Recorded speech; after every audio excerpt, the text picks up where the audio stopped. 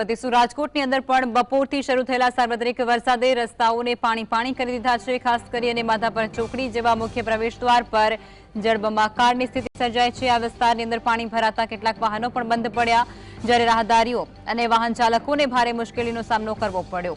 માધાપર ચોકડી જ્યાંથી રાજકોટ, અમદાવાદ, જામનગર અને મોરબી જતા વાહનો પસાર થતા હોય છે અને ત્યાં પાણી ભરાવાને કારણે ટ્રાફિક જામની સ્થિતિ ઊભી થઈ છે, જેનાથી લોકોની અવરજવરની અંદર પણ નોંધપાત્ર અસર પહોંચી છે।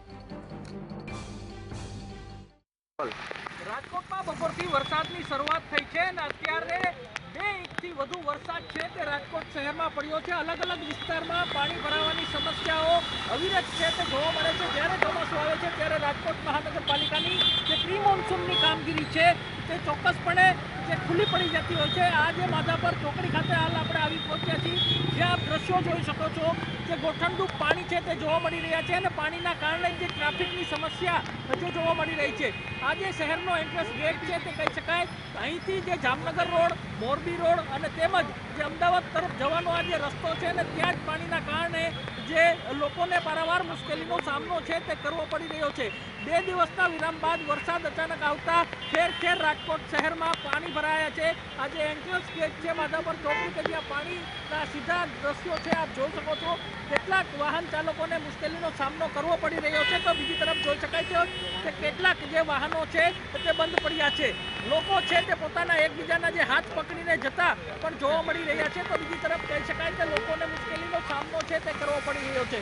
આજે માધાપર ચોકડી છે તે રાજકોટ શહેરનો એન્ટ્રન્સ ગેટ છે અને ત્યાં જે પાણીની સમસ્યાનો કોઈ પણ પ્રકારનો ઉકેલ છે તે રાજકોટ મહાનગરપાલિકા છે તે કરી નથી શકી, ત્યારે ચોક્કસપણે જે લોકોને મુશ્કેલીનો સામનો છે તે કરવો પડી રહ્યો છે। કેટલાક વાહનો બંધ પડ્યા છે તો કેટલાક લોકો છે તે એકબીજાના જે હાથ પકડીને પોતાના સથવારે છે તે જતા જોઈ શકાય છે। ગોઠણડૂબ પાણી છે તે રાજકોટ શહેરના અલગ અલગ વિસ્તારોમાં ભરાયા છે, ત્યારે માધાપર ચોકડી ખાતે પણ જે વરસાદના પાણી છે તે ભરાયા છે।